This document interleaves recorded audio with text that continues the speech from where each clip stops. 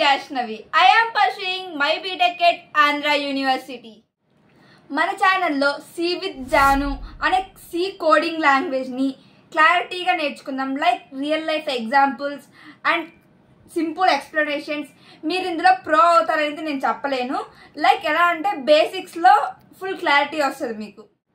Weather you are a non CSC background student అయినా మీకు C అనేది మెనీ వేస్లో ఉపయోగపడుతుంది. ఈ సి లాంగ్వేజ్ని 1972లో డెనిస్ రిచాయ్ గారు లైక్ ఏటీ అండ్ టీ బెల్ ల్యాబ్స్లో డిజైన్ చేశారు. ఇది ఒక general purpose programming language and ఇది వచ్చేసి కంప్యూటర్స్ని కంట్రోల్ చేయడానికి యూజ్ చేస్తాం. అలాగనే ఇన్స్ట్రక్షన్ ఇచ్చే ప్రాసెస్ని ప్రోగ్రామింగ్ అని అంటాం. అండ్ సి అనేది వచ్చేసి మదర్ లాంగ్వేజ్. మోడర్న్ లాంగ్వేజ్లన్నీ సి మీద బేస్ అయి ఉంటుంది. Like Java, C++, Java script అంటే పైథాన్, ఇవన్నీ వచ్చేసి సి ప్రోగ్రామింగ్ మీద బేస్ అయి ఉంటుంది.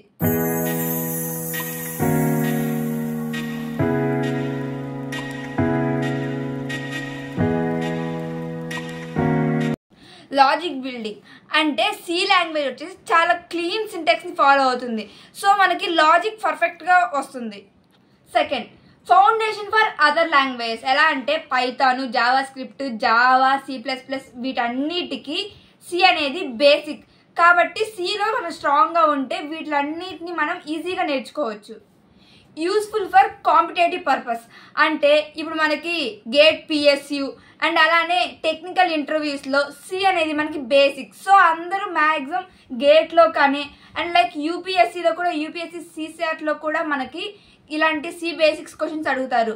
అండ్ టెక్నికల్ ఇంటర్వ్యూస్లో కూడా సి బేసిక్స్ అనేది మోస్ట్ అండ్ షుడ్గా అడుగుతారు. Next, embedded and system programming, micro control and operating systems, అలానే రోబోటిక్స్లో everything uses C. And finally memory control. C gives full control over memory using pointers and అలానే memory allocations etcetera. Real life applications వచ్చేసి operating systems and అలానే embedded systems and అలానే gaming development, వీటన్నిటికీ సీని use చేస్తాం లాజిక్గా.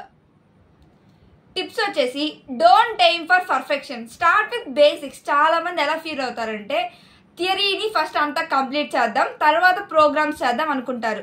కానీ అలా చేయొద్దు. థియరీని ఫస్ట్ డే నుంచి థియరీని చదువుకుంటూనే ప్యారలల్గా ప్రోగ్రామ్స్ని కూడా రన్ చేయండి. అండ్ నెక్స్ట్ వచ్చేసి ఎవ్రీడే ఒక 30 minutes అయినా ప్రోగ్రామ్స్ నేర్చుకోను అండ్ అలానే థియరీని కూడా కవర్ చేయండి ఆ 30 minutesలోనే. అండ్ అలానే ఎవ్రీడే ప్రాక్టీస్తోనే మీరు పర్ఫెక్ట్ అవ్వగలరు. అండ్ ఈ వీడియోలో అయితే మనం సి అంటే ఏంటి అండ్ అది ఎందుకు యూజ్ చేస్తామో అనేది తెలుసుకున్నాం. రేపు వచ్చేసి బేసిక్ స్ట్రక్చర్, ప్రోగ్రామింగ్కి బేసిక్ స్ట్రక్చరు అండ్ ఫోన్లో చేసే వాళ్ళు ఎందులో చేయాలి అండ్ దీనికి ఫోనే ఉండాలా, సిస్టమ్స్ ఉండాలా అనేది క్లారిటీగా రేపు మాట్లాడుకుందాం. రేపు బేసిక్ స్ట్రక్చర్తో పాటు ఒక ప్రోగ్రామ్ కూడా చేద్దాము. అండ్ అలానే వచ్చేసి ఒక నోట్స్ కూడా మెయింటైన్ చేయండి రేపటి నుంచి.